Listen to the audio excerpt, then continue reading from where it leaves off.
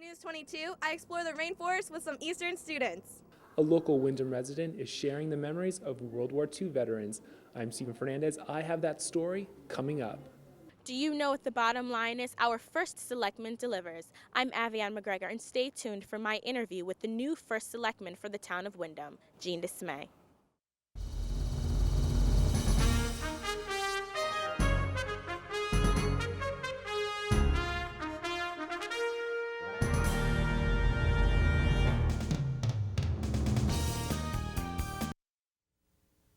Good evening, ECSU, and welcome to News 22. I'm Craig Horsley. And I'm Devin Green. Reports from Washington claim gasoline prices will be rising again just in time for the Thanksgiving holiday.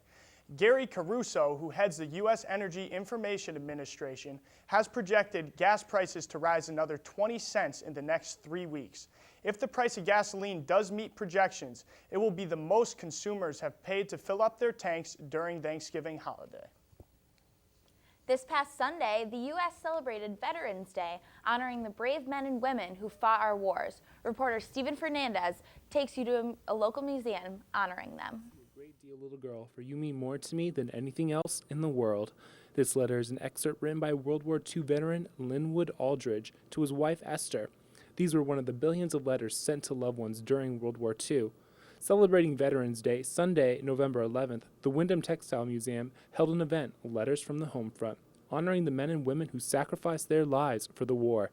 Co-presenter Kit Eves explains why it's important to remember our veterans. It's exceptionally important to remember our veterans, whether it be their sacrifice of the ultimate kind or whether it's just their willingness to give of their lives and to sacrifice the time and their skills and their energy to fight for freedom around the world. Many of the letters sent during World War II had nothing to do about the war. Soldiers would write letters to family members about how much they missed them. The idea originated from Kit's father, David Smith, a retired history professor.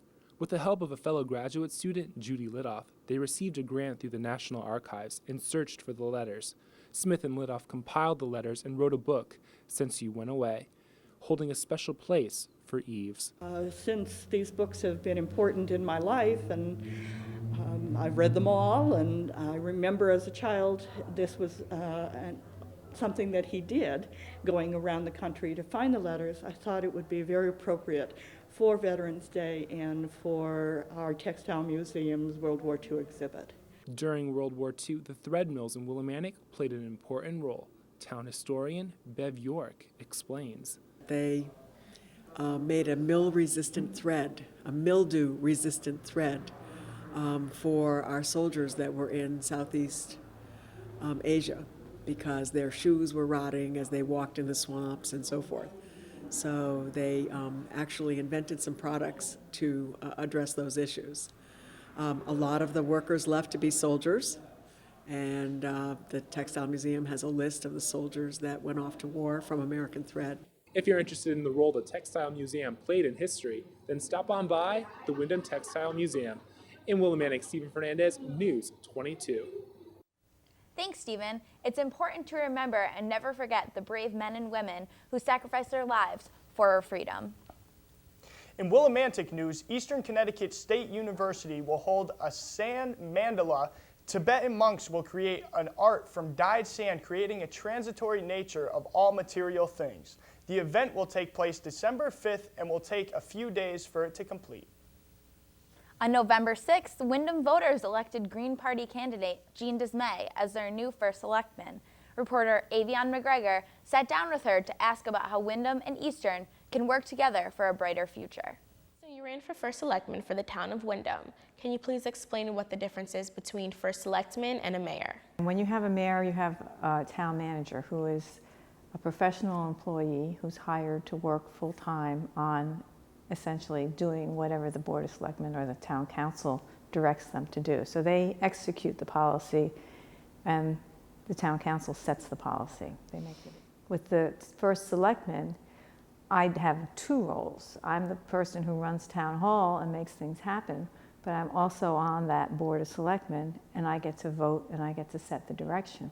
How can Eastern benefit from the town of Windham, and how can the town of Windham benefit from having this public liberal arts institution in its town?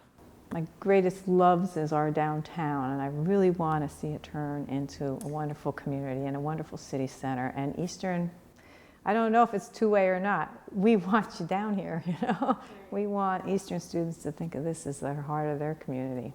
Right. Are there any plans to revitalize the Main Street in the downtown area?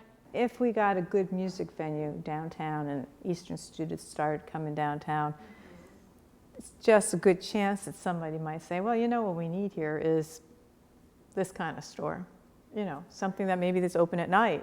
Well, it's obvious that there's a huge goal to try to connect Eastern Connecticut State University and the town of Windham. Is there anything at all that you would like to tell the Eastern community here? Do you have any messages for the Eastern community? Oh, come on down. Absolutely. New restaurant opening up on Main Street, right around the corner. The Opus, it's going to be called. I think they're going to be good food and maybe some kind of sports bar angle to it. But I really want this to be a two-way relationship. Well, there you have it, Eastern. Jean Dismay, first selectman of Windham. To catch the entire interview, log on to youtube.com/ECSUTV22. From the Child and Development Building, I'm Avian McGregor reporting for News 22. Dismay's win last week makes it a first time a Green Party candidate has won the top office for a town or city in Connecticut. She will take office next Tuesday, November 20th. And now we have Michael Merritt with us for this week's editorial. Remember, folks, the views expressed by him are those of himself and not of News 22. The Writers Guild of America is on strike, and production on TV shows everywhere is halting to a screech. The strike, against the Alliance of Motion Picture and Television Producers, calls for higher residuals on DVD sales. Currently, writers receive about 4 cents per DVD sold and would like that number doubled. They would also like to get money from internet downloads. The producers have refused to budge on DVD sales and also want to use the same numbers for the internet. TV viewers have nothing new to watch late night, and the consequences have only started rolling in. Weekly series such as Heroes may be forced to end early, while mid-season starters like 24 and Lost are thinking about postponing their seasons entirely. Personally, I think it's time for both sides to get back to the negotiating table because I can't stand the idea of more reality shows. In the end, the producers may have to offer up some concessions, especially on internet video. They say it's too new to offer up more money, but so were DVDs a few years ago, and they're huge now. The producers tried the same argument for VHS and Betamax back in '88 and ended up reaping big benefits when tape became cheap. On that subject, I also think the producers' hands will be forced on DVD sales, though perhaps not as much as the writers would like. Ultimately, the thing that will probably bring both sides back to the table is lost advertising revenue. I think the producers will be prodded by the networks when viewers start tuning out. Producers and writers, please get back to the table. What can I say? I need my fix of Heroes, Lost, and 24. Devin and Cragen, back to you. Thanks, Mike. We really appreciate you stopping by. Classical music lovers, on November 27th at 7 p.m. in Schaefer Auditorium, the Araka Trio will be performing. The trio, who is currently celebrating their 20th anniversary, is one of the most sought-after trios in the world. According to critics, the Grammy-nominated group thrills audiences with flawless technical veracity, irresistible enthusiasm, and sensual elegance. Clear your schedule. This is one event you don't want to miss. Thanksgiving is right around the corner, and Eastern is putting on an extraordinary event this season. Reporter Elizabeth Hilton fills us in. Everybody has received a flyer, seen the food drive boxes, or heard something about the Thanksgiving event that is going to take place on Wednesday, November 21st. But what is this great event everybody is talking about? Well, I sat down with Jason Budahasi, the coordinator for this huge Thanksgiving celebration, to find out what's really going down. Well, the event is called Eastern's Day of Giving. It's going to take place that Wednesday before Thanksgiving, so November 21st. We will have a meal. We're providing a meal, a Thanksgiving dinner for people and families who are less fortunate in the Willimantic and Windham area. So basically what we're doing, we're providing transportation to all of these people. So we have different pickup locations, we have 2 seatings, because hopefully we're expecting a large amount of people, which would be great. I also asked him how he came up with this idea and how much work he actually put into this event. So we're not just providing them with one meal with Eastern's Day of Giving. The canned food drive coincides with that, so we're providing them with meals to come. So what we're doing is, just one of the things that's involved with the canned food drive is we're asking all of the clubs and organizations on campus to donate to that. So whether it's like a $20, $30, $40, $50 donation for cash, or it's, you know, a donation of canned goods. Everything, if we receive cash donations, it gets turned into canned goods, and it all goes to agencies in Willimantic that have food pantries. So for instance, the Soup Kitchen, Salvation Army, and places like that. Also, we go off campus to Walmart and Shaw's, and we just pass out flyers telling them what we're doing, asking for contributions, and on the way out, they just drop off food items. So we've had a very good turnout with that. Sodexo, our catering service on campus, also donated all of the food for the actual day of the event, and donated all of the labor. So they're working as volunteers that day. So the chefs and even the dishwashers are just, you know, donating their time to help us out that day.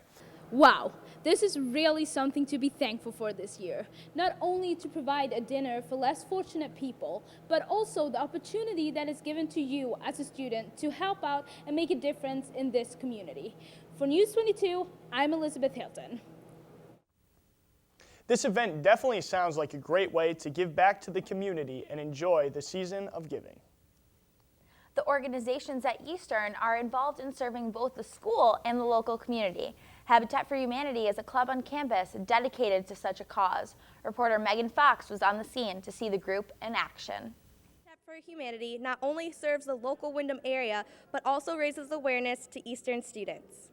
The annual Habitat for Humanity Shack-a-thon is an event where Eastern students sleep outside in a cardboard box for 24 hours to raise money for future builds. I caught up with members of Habitat for Humanity to talk more about the club and the Shack-a-thon. Today we're doing Shack-a-thon, which is one of our biggest fundraisers and most exciting events.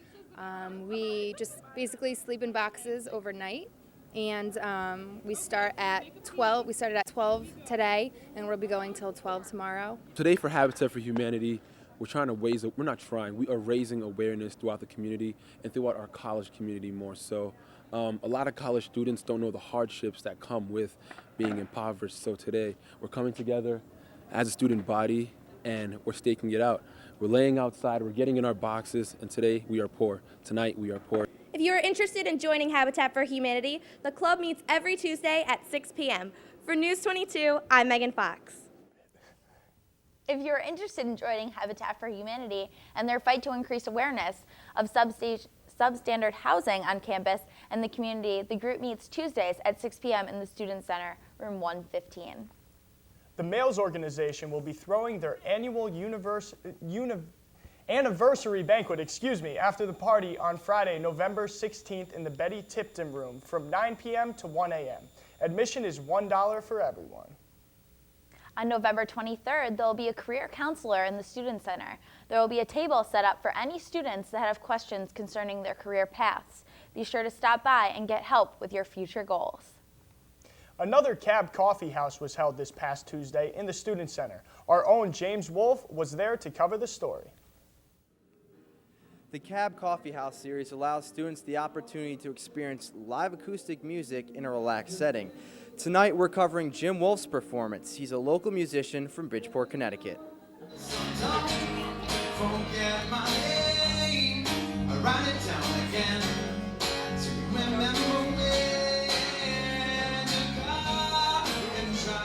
Jim Wolfe is a singer-songwriter who's been playing at Eastern for some time.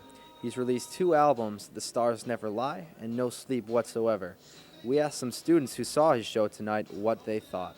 What did I think about Jim Wolfe? I thought he was a pretty good guitar player. Did some sick songs. I didn't know any of them really. Like when he did the top 40 stuff, I don't listen to any of that. So I knew the Flaming Lips one. Flaming Lips are awesome. Well, I thought that Jim Wolfe was really good, and I really liked it because he was an alumni of Eastern. So, it shows what we can produce. When I think of Jim Wolfe, I think he's a very creative, very talented musician, as you can hear from inside. And there's a lot of people inside enjoying him. And we're definitely going to have him again. I thought he was good. He was entertaining. Just relaxing, sit there, got some free hot chocolate. It's a good time. There's only one more Cab Coffee House event left. Be sure to come check it out. For News 22, I'm James Wolf. Although there is only one more coffee house this semester, students can look forward to a new installment of Cab Coffee House next semester. On November 19th, the first floor of Noble Hall, 2 resident assistants and a guest officer will be lecturing students about the effects of alcohol. The use of beer goggles will help students understand what it is like to be under the influence and become more aware of the consequences that come from drinking and driving. Students of Noble Hall are encouraged to attend the informational meeting. When Devin Green goes to the library to read, sometimes she needs some guidance. This week, Jake Williams suggested a book to keep her occupied. We're here tonight at the Eugene Smith Library to talk to Jake about a new book he's been reading. Right now I'm reading Homage to Catalonia by George Orwell, and it's a book about his experiences in the Spanish Civil War in 1937, and he gives a really interesting perspective on trench warfare of that era. And he also breaks down the whole political situation that's going on in Spain at the time, the strife between the fascists and the communists. Thank you, Jake. Stay tuned for next week's Book of the Week. I'm Devin Green for News 22. Back to you in the studio.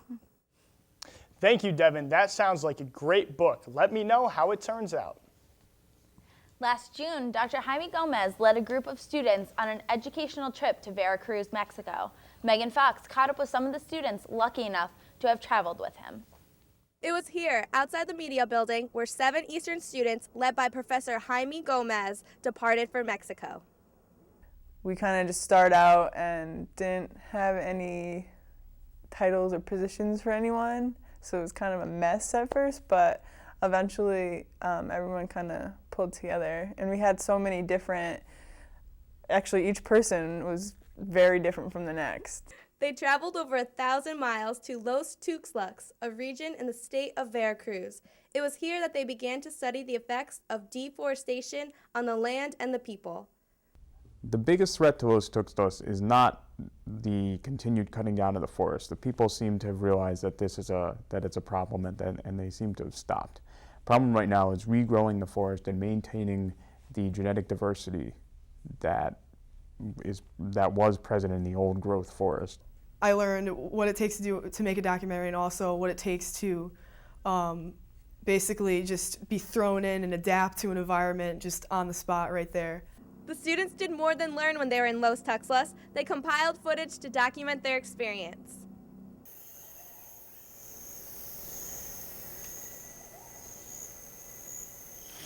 It's not even the bite that gets you, man. It's when they twist.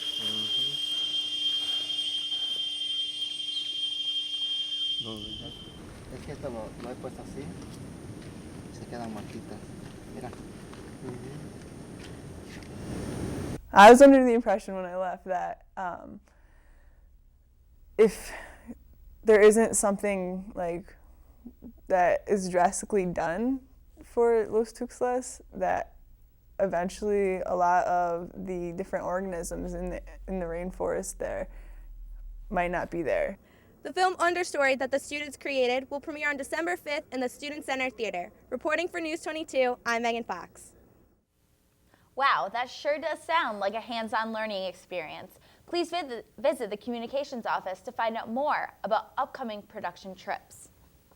On November 26th, there will be a meeting in Neadlic Hall on how to get involved with politics on campus. The main topics of this discussion will be about voting. There will be information on all the parties, and the candidates will be talked about in depth.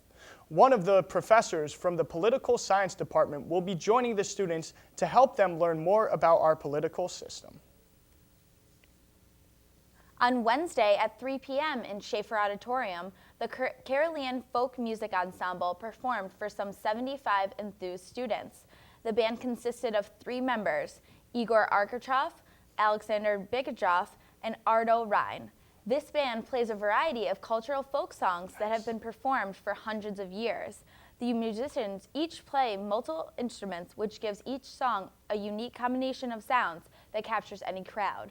The band is from Russia and travel around the world sharing their special music. We here at News 22 applaud the school and the Carolian Folk Music Ensemble for exposing us to this fascinating music.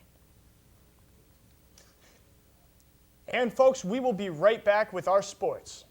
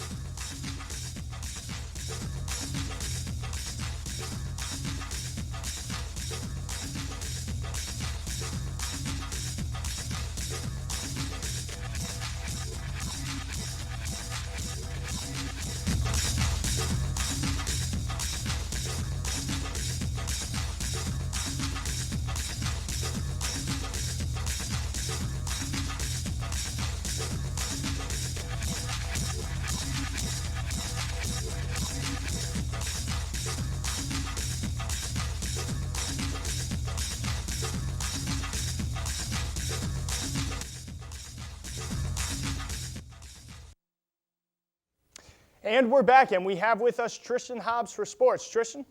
Welcome. The winter sports season has finally arrived. Athletes are training hard to make sure this season is an amazing one. We caught up with swim team member Jessica Wilson and named her this week's Athlete of the Week. Nick Delizio brings us to the pool. For this week's Blondie's Athlete of the Week, we chose Jessica Wilson from the women's swimming team. This past Saturday, Wilson won the 100 and 200-yard breaststroke. She even holds the school record for all breaststroke events. Last year, she was all New England and all conference. We caught up with her to ask her about her accomplishments and how she felt about being Blondie's Athlete of the Week. Blondie's Athlete of the Week is a quite honor. I've never really heard of it, but it's nice. It was a surprise, actually, especially because it was in a stroke. I've never swum before, and being a freshman coming in, it was a big surprise. I actually excelled in breaststroke in college, but I never swam it until college. In high school, I was always a backstroker, and then I came here and I just did good in all my times, so I just kept improving on them, and coach keeps putting me in it. Jessica also commented on how she first began competitive swimming and what her goals were for this season and for the rest of her college career. I started swimming when I was 12. My best friend got me into it. I thought I was going to be a dancer or a basketball player, and then I just swam, and I felt I had some talent in it, and I just stuck with it, and I really liked it. My goals are always just to get better and improve my times, and hopefully go all conference and all New England again. I really like the program here. I thought I would just be able to do it, have a fun time. They only practice once a day, and it seemed like something I could handle along with everything else. And it is fun. I'm glad I did it. Made a lot of friends. Stay tuned next week for Blondie's Athlete of the Week. I'm Nick Delizio, News 22. Be sure to get out there and support the swim team at their next home meet. The men's soccer team had their historic season come to an end on Saturday. After winning their first ever Little East Conference Championship, the Warriors were knocked off by Williams in the first round of the NCAA tournament, 2-0. Eastern finishes the season at 11-7-3. While we're on the topic of soccer, News 22 had a chance to speak with the coach about their season. As far as the end of regulation, heading into penalty kicks, I think we were pretty confident that we had prepared for it. We had spent 2 or 3 weeks at the end of training practicing, preparing for it, preparing the goalkeepers, preparing the kickers, trying to put them in pressure situations. But of course, you can never create the actual pressure of the situation that is going to be the conference championship game. But I felt pretty good about it, and I knew that you know, win or lose, we'd played a very hard game and we'd competed. And was, I don't want to say I was overconfident, but I felt like we had a better chance to win than they did. I definitely felt like we had a better goalkeeper than they did, and I felt like our kids were better prepared for it. There's, you know, we have 20 guys that get along pretty well on and off the field, that even the guys that, you know, whether they're playing 90 minutes a game or 9 minutes a game, they still train just as hard every single day, and they still support each other just as much, win or lose, which is something that is pretty unique for a group, to where you can, you know, look at the whole entire group and really say that everybody's kind of on the same page, and, you know, everybody's there for the right reasons and so forth. And I've coached a lot of teams, and you don't see that a lot. So I think with regard to how this group is on and off the field, you know, as one cohesive unit, I'm very impressed with them.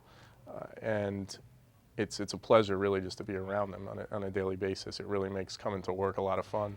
I think just the success that we've had in the last couple of years, just having winning seasons where the program didn't have winning seasons, that we're already starting to get better players, and we're starting to get more committed players, and players that are here starting to take it more serious because they realize, even though they're good players, that there's always kids that are going to be better than them, you know. And even just the amount of emails that I've gotten in the past week from prospective high school students has increased. But just I think in general, the level of the player that we have now is only going to get better, and we have some pretty good players right now.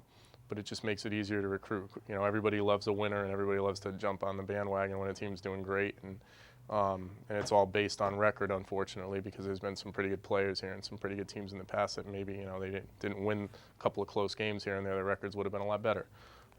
So that's not to knock any of those, you know, teams in the past, because the ball's been bouncing our way a lot. It's been going the right way for us, and we've, you know, there's a certain degree of luck to accomplish what we've accomplished. But bottom line is, I think we're going to start to see some better level club players and so forth, and I think the program should continue to get a little bit better each year because of that.